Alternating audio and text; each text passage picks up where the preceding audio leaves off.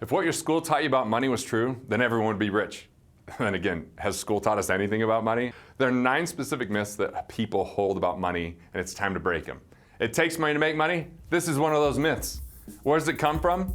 People that want your money.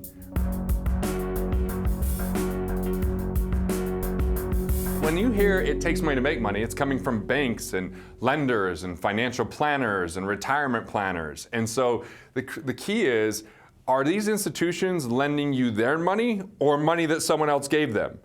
Is Goldman Sachs making money on the money they invest or taking fees on other people's investments? Are mutual funds making money by investing their own money or taking fees on other people's money? See, these are completely different rules. It kind of frustrates me. And what's crazy about this is, if I ask anyone on the street, how do you feel about Wall Street? Pretty much everyone feels like they're shysters that are out there that are pillaging and taking money, yet this is what most people do. They work so hard and they hand their money over to these institutions that get paid whether you make money or not. Now, if you make more, they make more, but they're always getting their percentage. They've won first before they've even played the game. Look, if you think about retirement plans, how crazy is this? Because it's your money to make money, but the reality is these institutions get a fee off of your money and the government's money because it's pre-tax. Let me say that again. You're putting money in a retirement plan. The institutions are taking fees. They've restricted when you can get to that money without penalty, right? And so most people don't want to pay taxes. So because you don't want to pay taxes on it, you just keep it in the institution's hands, taking fees off you for an even longer period of time. Man, taking money and trying to make money with it, it's actually a lot harder than people want you to know. Becoming a great investor, there's not a lot of people that do it. There's a lot of people that invest, but it's more like gambling. They're handing their money over to institutions, to investments that they don't understand. They don't even know who's making the investments, where those investments are made, what's going on in the boardrooms of those things, and then those fees are coming out. And a lot of times, if you look at a statement, do you even know where the fees are and how much they are and the impact? See, it is designed to feel complicated. It's designed for you to feel like, I don't know, I just got to trust the experts. But these financial pundits and experts, they have good information in some cases and egregiously bad information in other places. Like, I see people like Dave Ramsey say how to pay off loans and how not to spend more than you make, and Susie Orman teaching people how to cut back in a lot of ways. And for those train wrecks, they're the best of that advice. But as soon as that's done, they're telling you to put money in mutual funds. They're volatile. There's downsides to those types of investments. There's fees. Now, hopefully you're moving more towards index funds, but when you control the next market downturn or when you choose to retire, we're just seeing massive failure rates, but people accept it because everyone else is doing it. But if 50 million people are doing a foolish thing, it's still foolish. So let me give you instead different questions to ask. The first one is, how can you keep more of the money you make? Instead of taking risk, instead of setting money aside forever, instead of taking your money to make money, what if you could just keep more of the money you make? 4 I's to do this. The first I is the IRS. Get money back from the tax man, because most people are tipping the government and you don't have to tip them.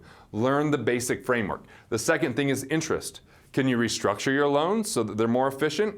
Maybe get better interest rates by making it a mortgage or a car loan versus a credit card or a business line of credit. Could you reallocate? Do you have underperforming assets? Do you have something that's not earning much interest that you could cash out and pay off a higher interest rate loan? Or could you renegotiate those loans so that you're paying less to the institution? So the first I to efficiency is the IRS. The second is interest. The third is investments. Where do you have hidden fees, commissions, admin fees, legal fees? Get proficient. Learn about how to read those statements and find out how much is being taken from you while people are telling you it takes money to make money, but it's not their money at risk. And then the fourth I is insurance. Where are there duplicate coverages? Do you have improper structure? Could you raise your deductibles? Can you drop insurances because they're not covering something consequential enough, and keep more of the money you make? Or transfer risk to the big dollar insurances like liability insurance and umbrella policies and those types of things, rather than low deductibles, which you might be able to handle by writing a check. If you can write a check and take care of it and you still sleep that night, don't insure it. Only insure the catastrophic thing. Keep more of the money you make. Don't coupon clip, just go find where you can put more money in your pocket. The second question, how can you make more money? Right? You personally, not making money on your money, but how can you personally as an individual make more money? Can you be more resourceful, regardless of how many resources you have? Is there a side hustle that you could do? Is there a way to grow your business if you already have one? Are there things that you can do where you go talk to your boss to get a raise, or even find out if you contribute to the bottom line, if you could participate in the upside? See, this is working on yourself, on your skill sets, on your abilities, on being able to expand your means, not just live within it, but expand it by being more productive. See, it really only takes value creation to create more money. So how can you become the very best value creator that you could possibly be? Now, if you own a business, it might mean that you can acquire more customers. So how do you reach more people? Well, for me, it was building educational platforms. So I think about my buddy Rich. See, Rich, he's so good about starting businesses. I think he sold like 17 or 18 of these businesses. And he's so good at raising kids. He was writing a book with one of his sons, and I started to say, we've got to film videos on this. We've got to do workshops around this because people want this information.